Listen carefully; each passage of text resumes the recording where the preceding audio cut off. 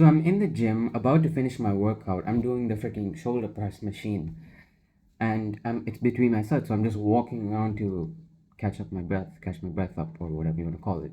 And then I see this other guy around my age.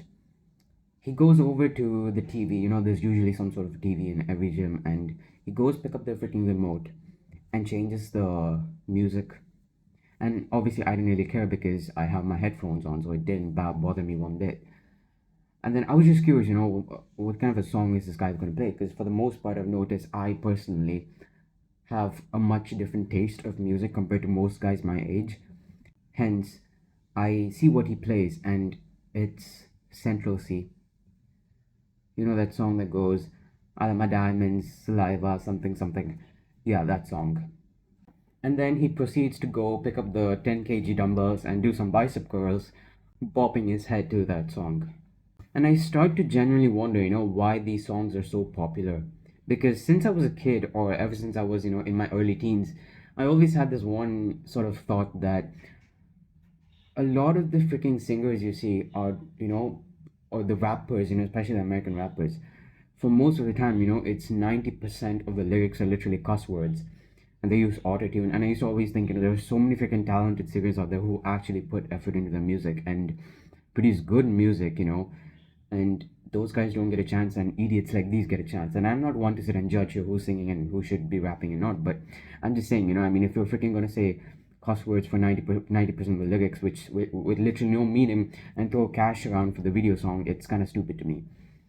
But that's honestly besides the point. My point here is, how many of you guys listen to this kind of degenerate music? Those music videos get millions, almost billions of views, and I'm pretty sure you guys are the ones mainly watching it. I'm pretty sure, guys into their 30s and 40s are not watching this, nor are small kids. It's probably between that 15 to 25 age.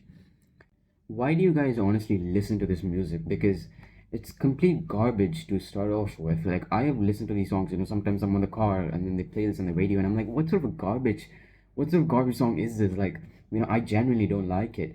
And do you know what it actually does to you? Be honest and tell me, just think back to a moment where you're listening to the song.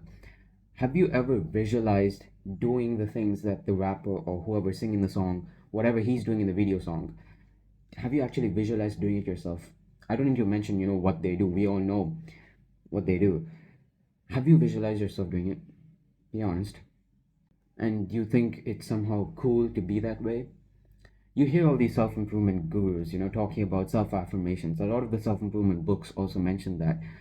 Basically, the idea of, that just keep telling yourself, I'm a confident person, I'm a good-looking guy, I'm a confident person, I'm a good-looking guy, I'm knowledgeable, and all these things. And there's a reason behind it, because I know it sounds cringe and cliche when these guys say this, but the truth is, when you keep saying these affirmations to yourself, or you keep replaying it in your head, you will genuinely start to believe it. I read this book once called The Power of Your Subconscious Mind, and it's one of the most eye-opening books that I've ever read. I don't remember who it was, by some John Murphy, I think. I highly recommend you guys read the book. But it's basically relating to this, to the point where whatever you constantly have in your mind is what will eventually translate to the real life. You may be, for example, let's just take your looks, for example. A lot of guys, a lot of women, a lot of people are not, the average person is not confident in their own looks for the most part. And let's say, you're a 5 out of 10 looking guy, and every single time you look at the mirror, you think you're ugly. You think you don't look good, or women are not attracted to you, whatever, whatever. I kid you not, over a few months, years' time, you will literally become a 2 out of 10.